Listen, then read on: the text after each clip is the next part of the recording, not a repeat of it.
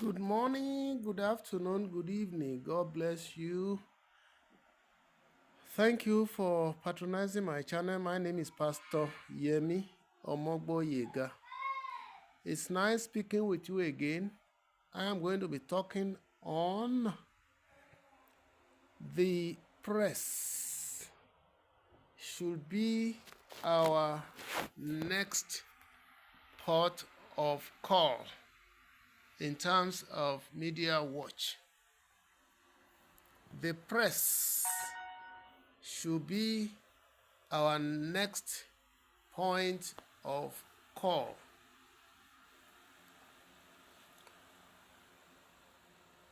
I was listening to the reaction of Dr. Wumi,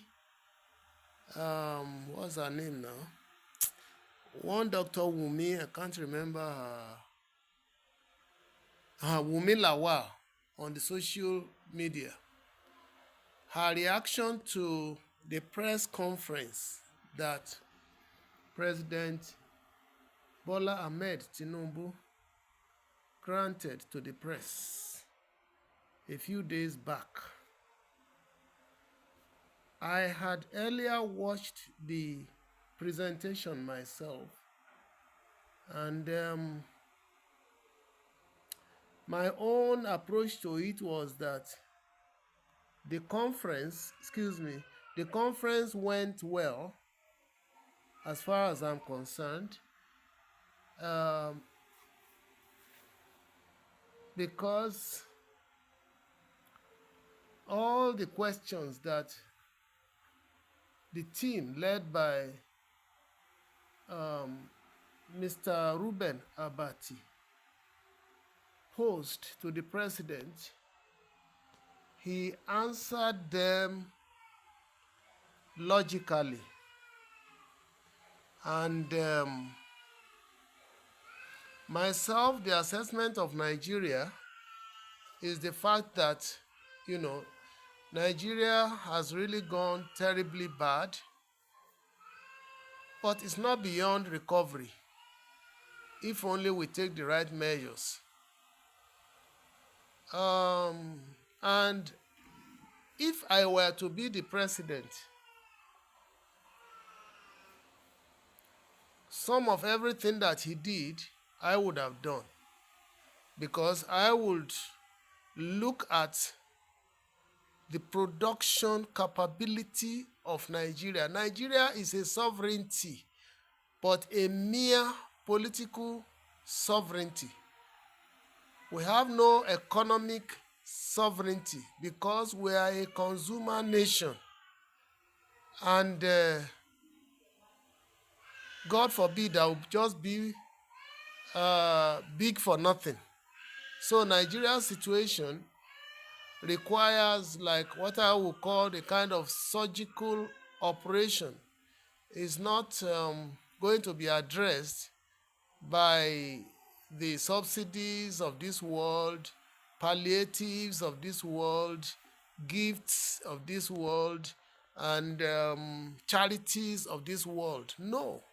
Nigeria's situation has gone beyond using those ones as the antidote, because they will never, those measures will never respond to the need of the nation. Someone once rightly said that we have eaten today in our yesteryears, and today, unless something drastic is done, as is being done now, we will be eating our tomorrow, and it will be worse than it is today, to be frank. That's my assessment. So it doesn't matter whether it is President Bola Ahmed Tinubu that is there, or President Obi, or President Atiku, or whoever is there. Is going to face the same problems that the present incumbent is facing. And it has to take decisive measures. The pains are there, but by the special grace of God, I know that the gains will come.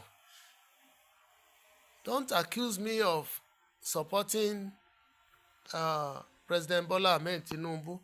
Like I did say, if it is anybody that is there, irrespective of the party, that is taking the measures that I see him taking, I would say that person meant well for the nation. Because we cannot continue. You see, one thing in my own private capacity, when I was growing up, I looked at my family that it was ridden with poverty. I myself, I inherited poverty, and I now vouched that I wanted to remove poverty from my life, and that I will do that, and then I will be in a position to help other people to eradicate poverty from their lives, starting with my family. And my approach was that I have to liberate myself. I waited until I was working. One, I was spending my money on my education. And right from there and then, I started, you know, bringing the younger ones to me, to live with me, so that we can grow together and I can expose them to opportunities, and, you know, their own lives could be better. And the way I looked at it is that I don't want to see myself as being successful, the lone successful person in my family. No, because I looked at it that if I am the only successful person, rich person in my family, just to use the plain language, then I will be impoverished myself because there will be heavy demands on me. Instead, I try to give empowerment to the younger ones.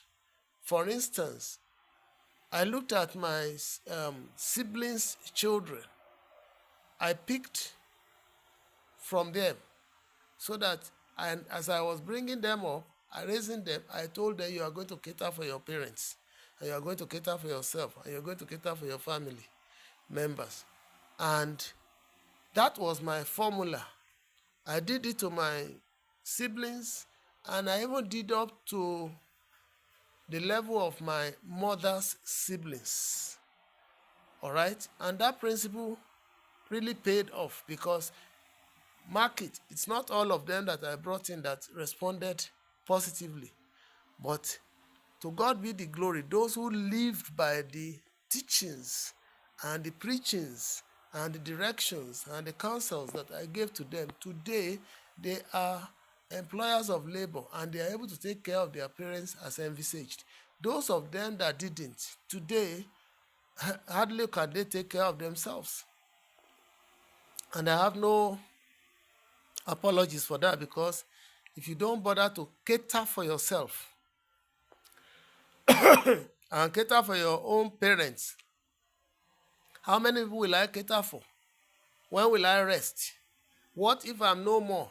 How would you survive? So I rather will give empowerment. And from everything that we are seeing so far, what the government is doing so far, let's start from the wage increase. We talk about moving it from 35,000 to 70,000. Meager, too small, but can the economy support more than that? And I believe that our labor leaders and the negotiators who arrived at that figure, they knew that, it will be unsustainable to go far too much above that. And hyperinflation will come, and the situation we have today will even be like a child's play. That's the truth. Those who understand the interplay of economic theories in terms of finances, they will be able to tell you that. So it's not the much of the cash that is in your hands. It is much of the value that it commands. So as a result of that, I said, okay, the government has done that it's just like palliative. Palliative doesn't solve any problem. It only kind of makes life a little bit more bearable. That's all. So the salary will not solve the problem. What the salary earners should be doing is to look for alternatives in terms of maybe a Greek.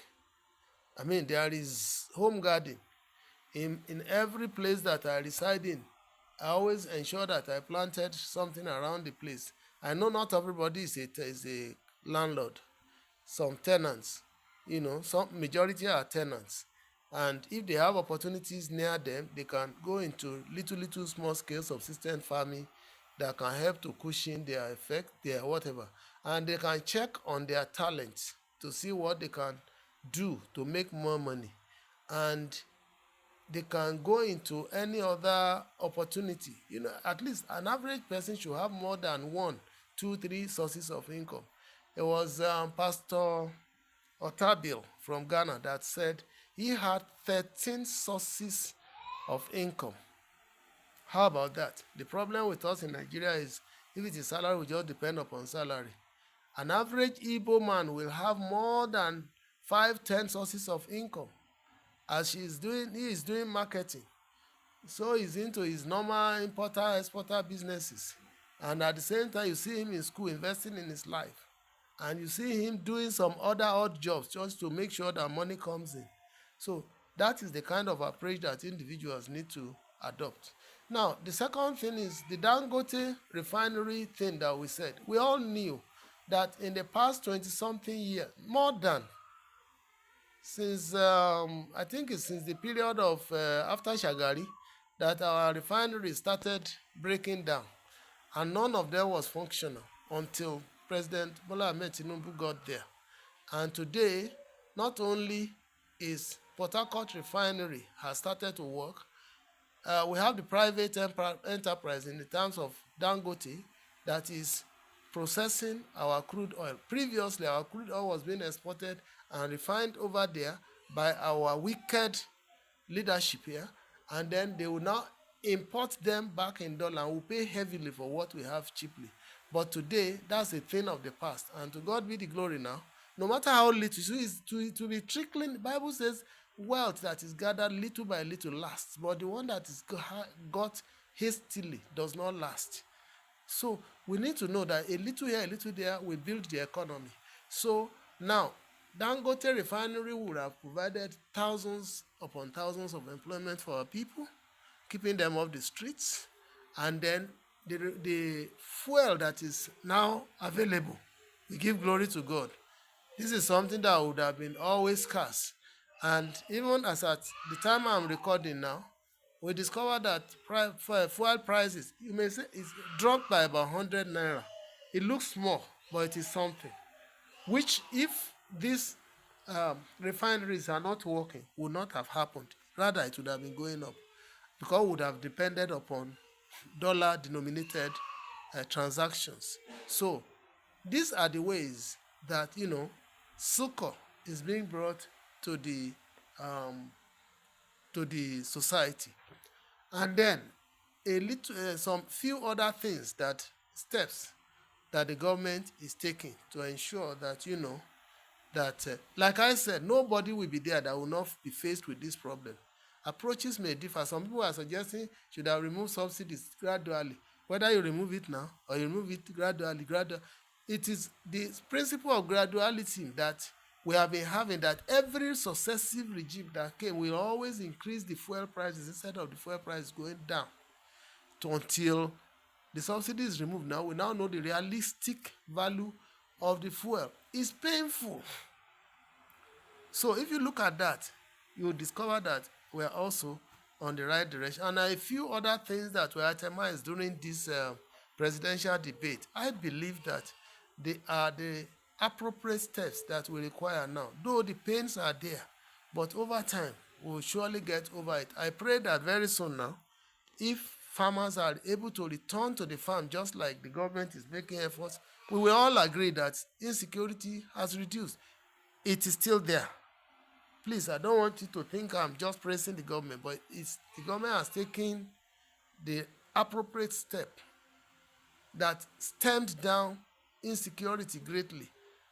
Like I said, insecurity is still there. Just on the way from Ekiti, from Emure side, we are told that the kidnappers struck just barely 3 or 4 days ago. It is still an evidence that is still there. And in some communities in the north, they are still attacking them. But by the time concerted effort is added to make this security thing, what it should be, you cannot eradicate insecurity completely, but you can reduce it to the barest minimum.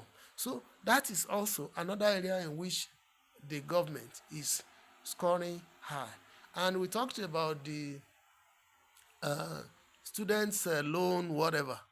Um, my approach had been that, oh, why should the younger ones start with loans in this world? But we discovered that omi ti pọjọ kalọ. What we the problem before us is too much that any measure will help. So if it is a loan, instead of these students, dropping out of school and talents being wasted, and then they becoming social miscreants, and the whole society is not at peace. If it is loans that will solve it for now, well, let it be.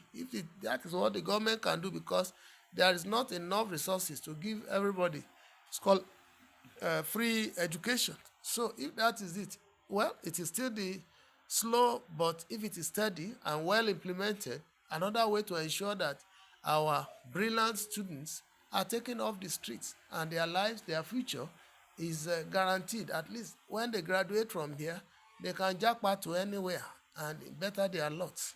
So all these things, when you put them together, forget about propaganda. Our leadership, previous leaders who are making noise about whatever. I was listening to Sahara reporters' report on the social media this morning. I saw where they took our ex-president Obasanjo up. Some group of people wrote petition and they followed it up to the point that I didn't know where it ended, but the various accusations that were given to our presidents. I'm not saying President Bola Ahmed Tinubu is a saint. He could also be as corrupt as any of the other people being accused. But today, what we would do is the one that is there. We cannot force him out. And if head we have him to become the president of Nigeria, well, let's allow him to do whatever God has sent him to do. After all, we voted him. So, yes, arguments are going on whether he won or not. I've said it earlier. There is no hitch-free election anywhere. You can only have it to a tolerable level. Say that Nigeria will conduct any election without rigging is a joke. All the candidates rigged the election. All of them. It's just that it's a matter of whosoever was able to do the best. So if Bola Ahmed Tinubu is the one who was able to outdo them, well, let's leave it. We will get somewhere one day. After all, we have another opportunity in 2027, and every 4 years, we have the opportunity to continue to change them until we find somebody that will be better. So we only need to just kind of play along. But one thing must be, there must be a loud shout to the government all the time as to whatever they are doing that are not favoring the people. And the other one, that's when I reviewed Dr. Wunmi Lawal's approach. We are talking about the press that should be the focus now. All right? It was the review of what the press did that we are saying. Now, my reaction to Dr. Lawal's comments is that, look, Dr. Lawal, there is no doubt, as every human being does, has her own biases, especially towards President Bola Ahmed Tinubu. Then she had her own bias also towards the team that interviewed him, especially the leadership of that team, Reuben Abati. One point that I agree with,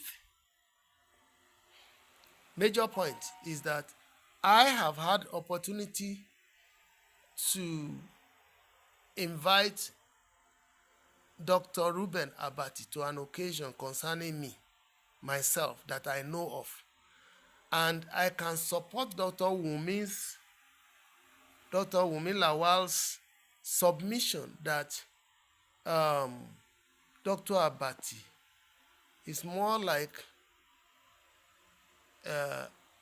a journalist entertainer.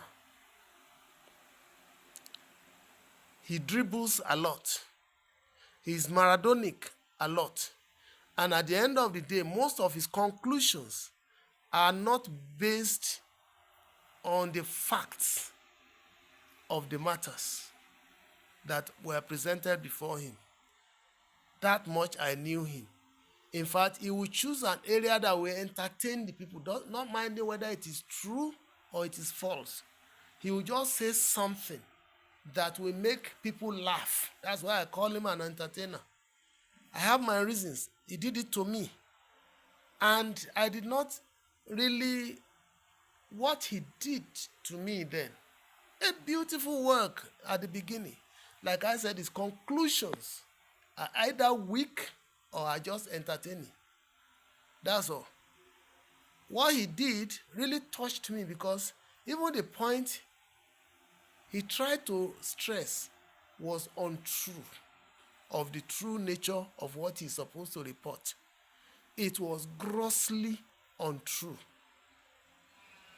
It's like you say A and twist it to mean C just to entertain people.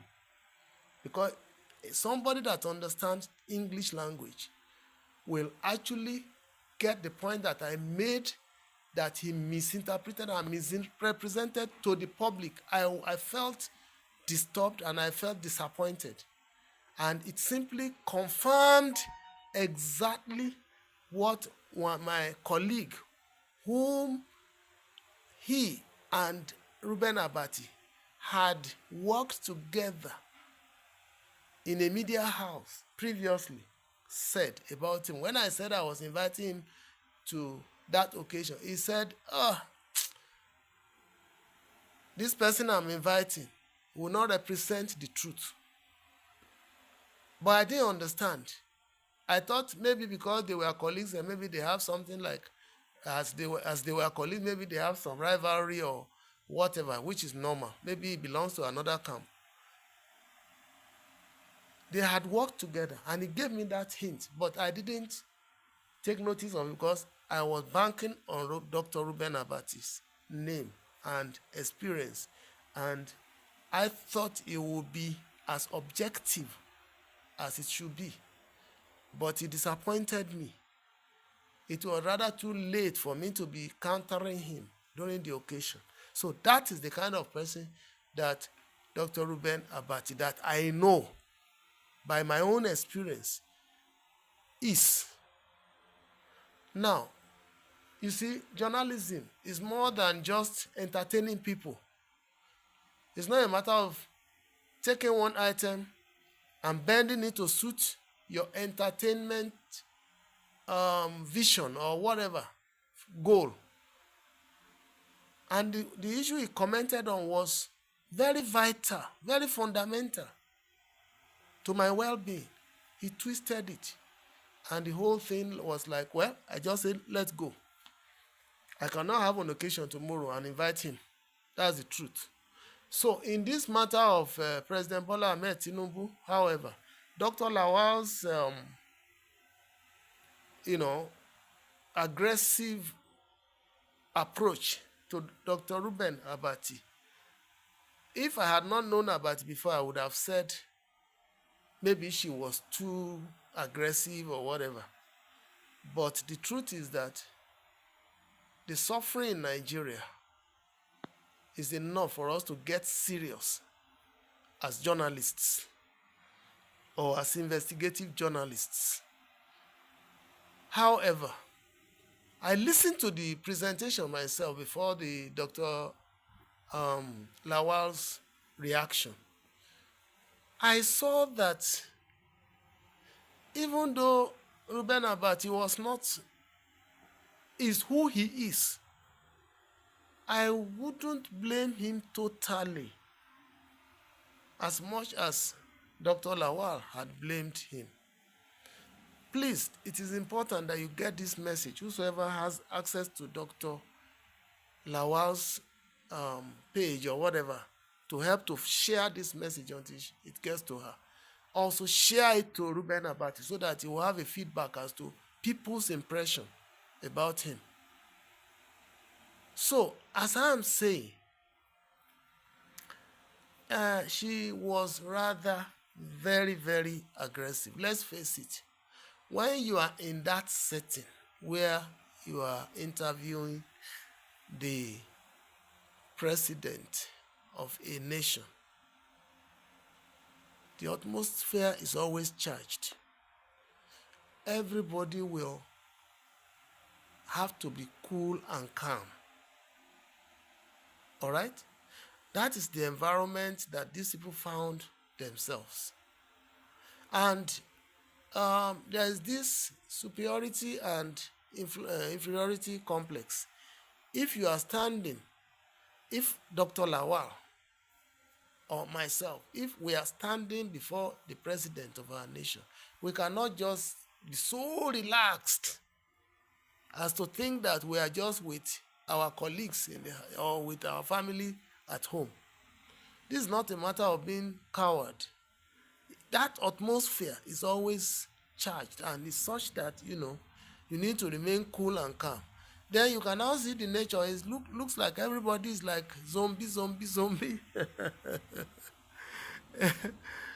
The only thing that gives somebody confidence in such a position, when you find yourself before such a high caliber people, is what you want to say. If you are well prepared and well articulate, you will throw your questions, and your questions will be probing such that the person will talk on and release as much information or even more than you needed if you have the confidence. But it's not all of us that can stand before such people and then just relax and be throwing questions here and there, because the person you are talking to is not a daft. I remembered when this man, Tom Ikimi, was interviewing late Abiola then during the presidential debate. He got to a point that Abiola had to tell him, don't be stupid, because the questions he was asking, you will see that it was tilting towards faulting him or making him fall or making him make mistakes. So it's a sane or a civilized journalist will know how to anchor his or her questions in such a way that he or she will get the results she wants or he wants without creating an impression that he or she is out to witch hunt the interviewee. So, not everybody has that gut. And at the level of Dr. Reuben Abati, yes, he was close to power. He has worked with presidents.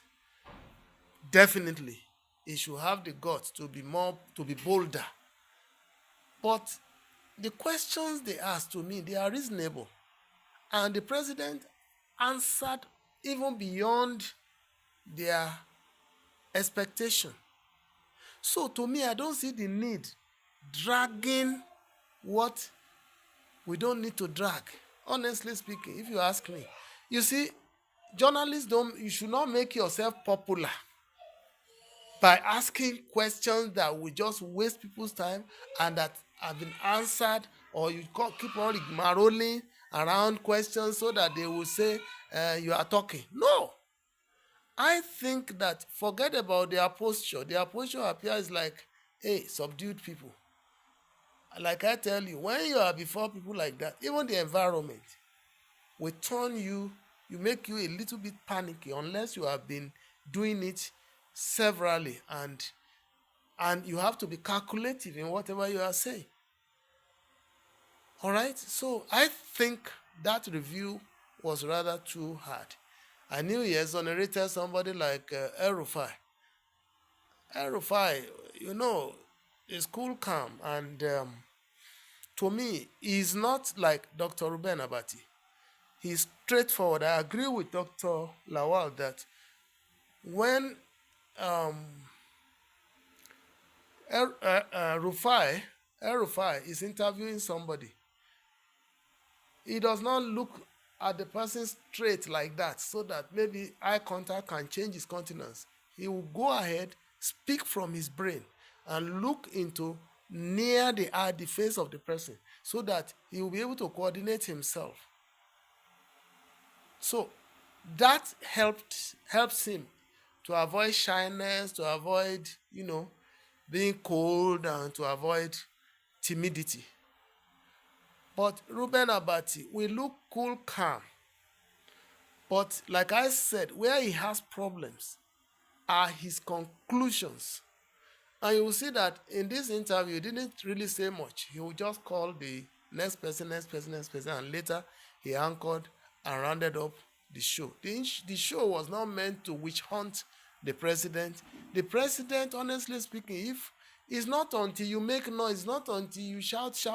No. The president was articulate enough as to release more information that touches on the nooks and corners of the issues that are affecting us. I don't know what else anybody may want. You see, look at the unreasonable call to say, okay, reduce fuel price to 300 naira. That's a palliative. If you do it today, I was listening to Baba Bode George saying that, okay, at this interview, at this Christmas period, why not bring it to 300 naira, and then after that one, you can go back to and then begin to look for, why create unnecessary problems for yourself? You don't have to create unnecessary problems for yourself. No, not at all. Do what you want to do. Once you are leadership is about conviction, and leadership about influence. Pains are there. After all, we parents, before we train our children, we experience pains. To say Nigerians will not experience pains, we are lying to ourselves, and we don't love one another. Like I said, what we need to be doing now is the question of everybody looking for more sources of income, because expenditure pattern has shifted, has gone so astronomical. I'm sorry you see me doing that because I'm reacting. I told you earlier I'm allergic, so anytime I'm talking like this, I feel some itches. So it's just a reaction. Now, as I said, what everybody should be doing is how to survive on their own. We have been too dependent upon government, and government has not done us any good. Everybody should be looking for 4, 5, 6 ways of making money. It is this hardship that will make us to think deeply. That's why I always say, move closer to God. God will give you direction. I want to tell you, I traveled to my place of abode recently. When I got there, I harvested 2 bunches of plantains. And by the time we evaluated it, it will cost us about 26,000 naira. Those 2 bunches, which I planted around in my compound. Thank God. I harvested it today. Thieves came overnight, the night after I've left, to come and harvest it. That's another wahala. Can you imagine if God did not help? Now, let me tell you how I came about that. I knew that, plantain is not something that we consider as like yam, like rice, like beans or whatever that you buy when you are looking for money. Many a time it's only once in a while when you want to eat dodo, then you buy 2 or 3 fingers. But I discovered that, not that I discovered, one day I slept, and God revealed to me in my dream. He said to me, go and plant plantains, bananas 10 feet apart, wherever the land is, in your compound in particular. And that was about 3 years ago. When I woke up, I told my wife, this is what God said to me. She said, okay, let us start. And we bought some suckers, plantain suckers and banana. And we started planting them. That was about 3 years ago. We didn't plant much even the first year. Then 2 years ago, we increased the number. Last year, we added to the number. Part of the ones that we added last year were the ones that we harvested during this trip. 26,000 naira. You see, you need that kind of money coming in kind. You see, I'm not bringing, if I want to eat plantain, I don't need to buy. We harvested something worth 26,000, I think, two bunches. Two bunches. No, I think not 26. We valued one at 12,000 naira. We valued the second one at 6,000 naira. That's about 18,000, less than 20,000. Man, that was what we harvested. And when we were leaving, we just carried them and came to Lagos. As I speak with you now, we are feeding on it. You see, look at it. That's wisdom. Plant something around your house. I planted pepper. Long before that time, I've been planting. My compound is a garden. I live in a country home. Coconuts are there, fruiting as I speak. Oranges are there, different types, lemons, tangerine, tangelo, normal orange, I planted them. Then I have palm trees in my compound, at least a few stands. I just destroyed one or two recently, but I have, at least today, I still have about 10 left in my compound. From where out of that 10, if we harvest them once, if each of them produce like two bunches, we will produce 1 keg of palm oil. And we've been producing for the past 5-6 years. We never bought palm oil. And the entire place that I'm using for all this is just about 3 plots. So when you look at all these things, these are the various things that we should be thinking about. We grow pepper, we grow cocoyams, we grow ugu vegetables, and just name them.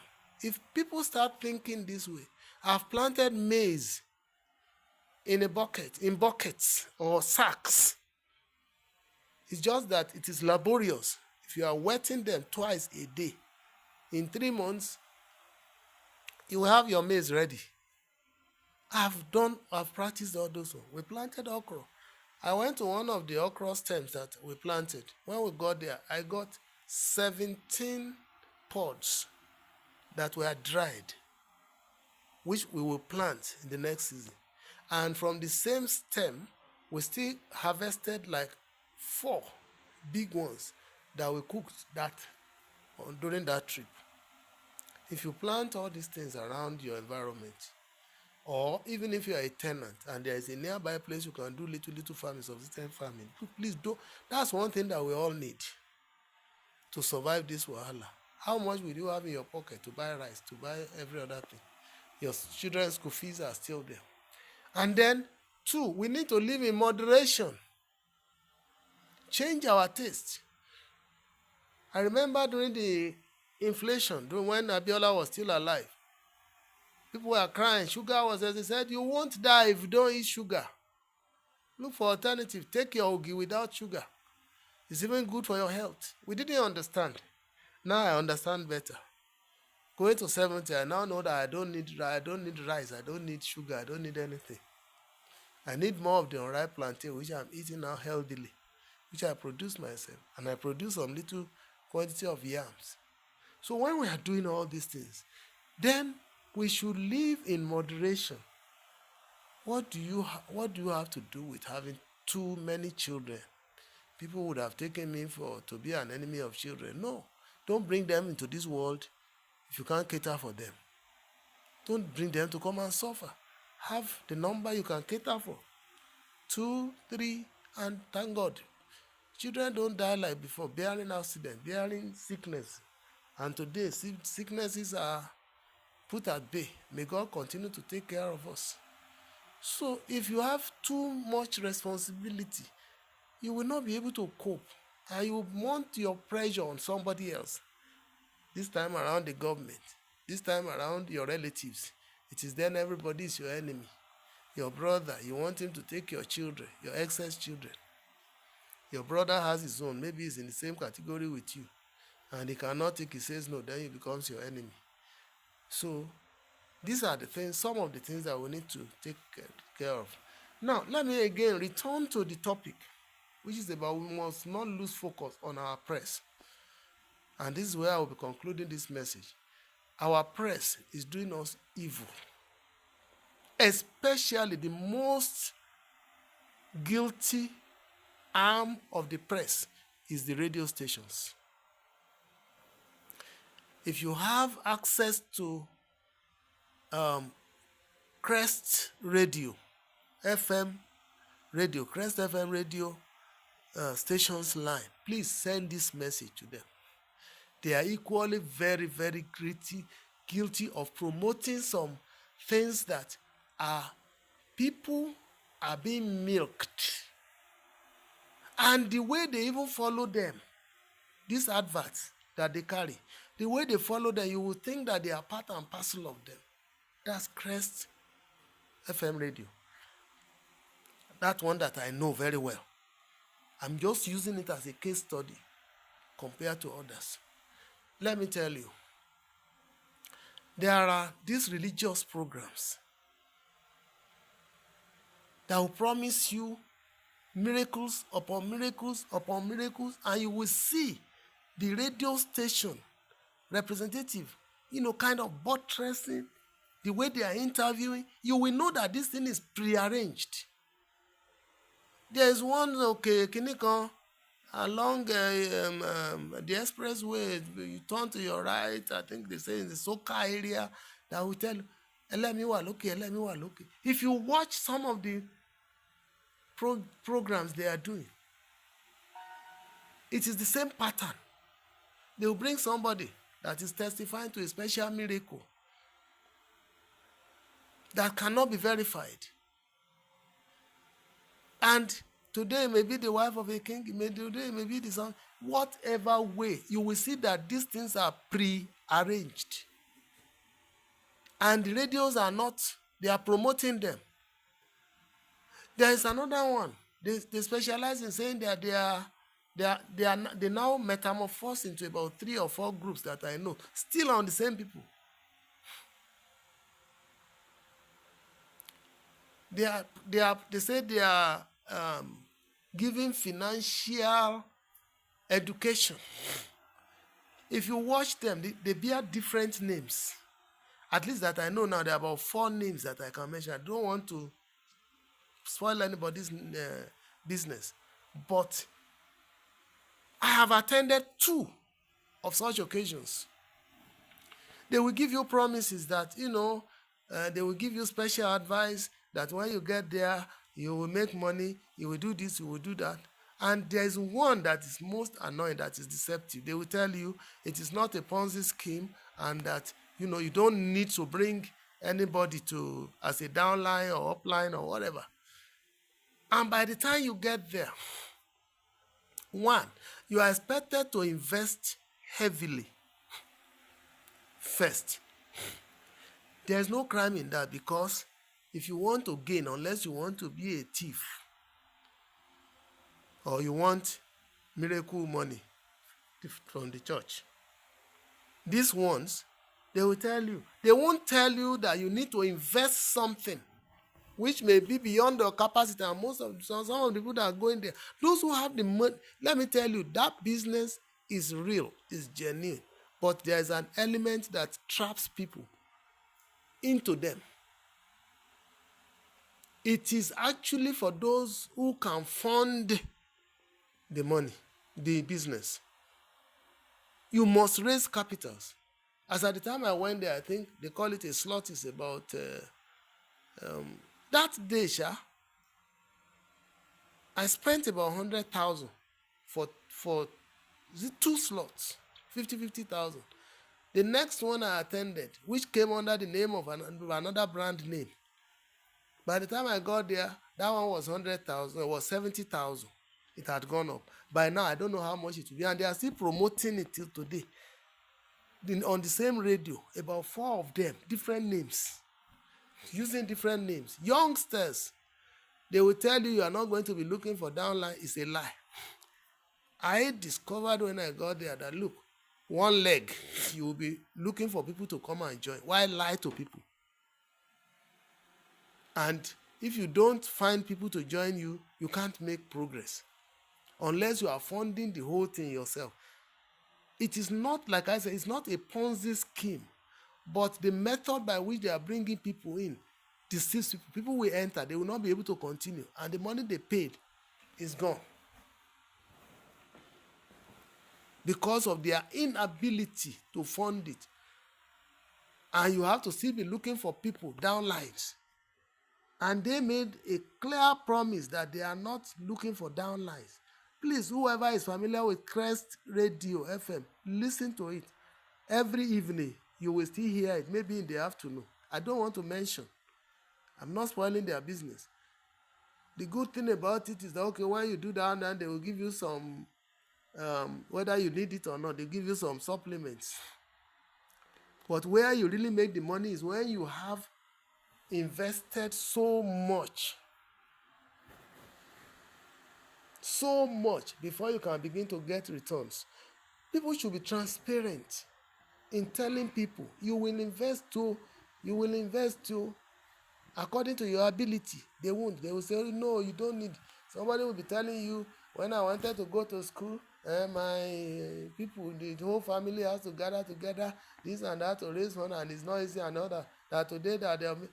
If you have money to fund it, but how about those who are still struggling that cannot fund it? You bring them through that advice and you promise them that they will not look for downline, only to discover that they will be looking for downline.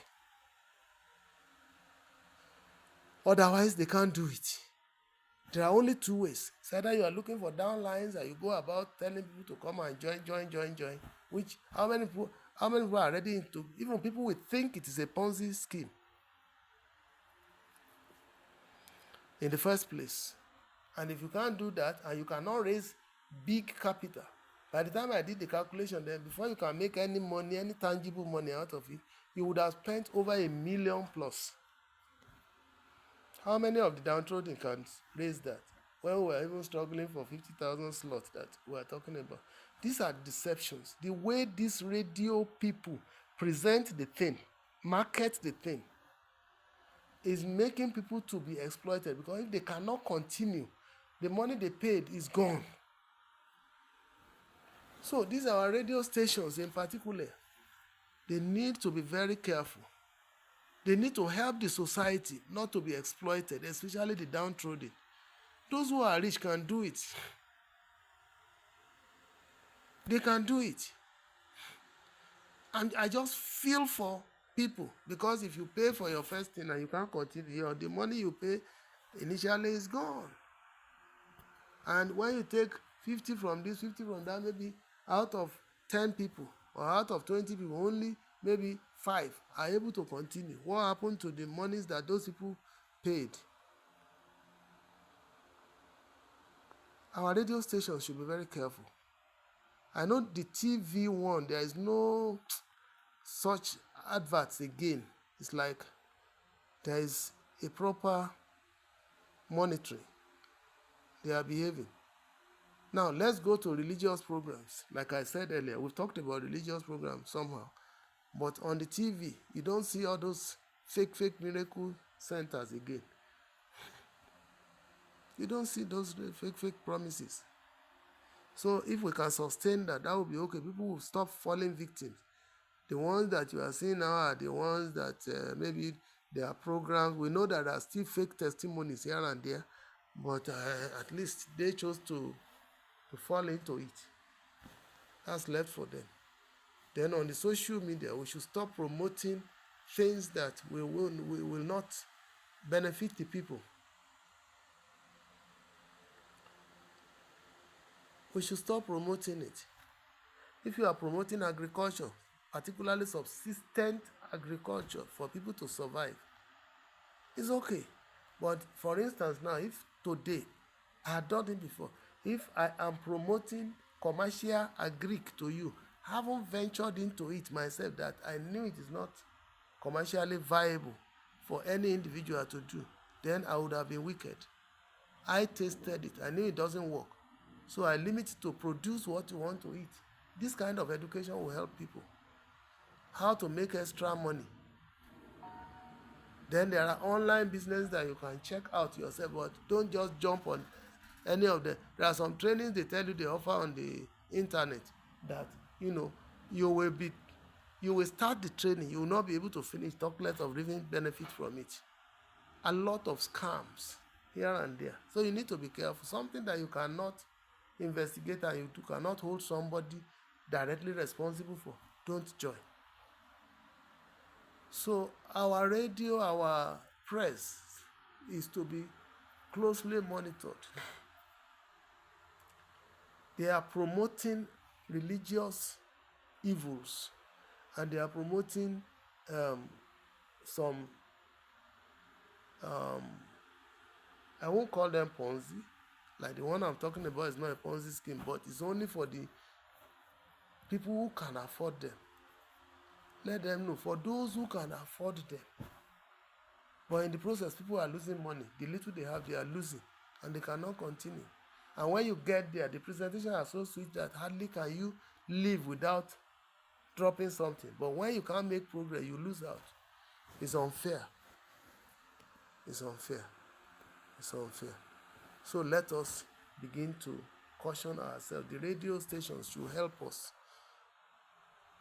to stop advertising miracles. You see, any church program that is promoting miracles or asking for money, there is one that will say prayer for children, and then drop so amount, drop so. Prayers are answered by God without collecting money. Christ healed without collecting money. His disciples healed without collecting money. It is in this our modern day dispensation that everything is monetized. Pray for your children yourself. Go to church, let them pray for you. Read the Bible yourself. Know the will of God. He will direct you. Don't let anybody perch on you because of your ignorance. So our radio station should stop promoting them. It's so rampant in the Ibadan area. Too rampant. I know it happens all over the place. Whereas from among these evangelists, there is one particular guy who preaches, you can never hear him talking about miracles. People give testimonies, but his ministrations are not based on miracles. That's the kind of ministrations we want. When you know the word of God, you do what is right, and your miracles will happen. So I think it is high time that our radio stations help us, because they are the closest to the people and they reach out very fast. People believe them. Unless an organization is marketing products, specific products. If you are being invited to come and be a marketer of products, that's understandable. You are in business. Not that they trick you, that will give you financial advice and all that. Now you get there, you can't even start it up, talk less of maintaining it to the point where you can make profit that they are promising. Let me stop here.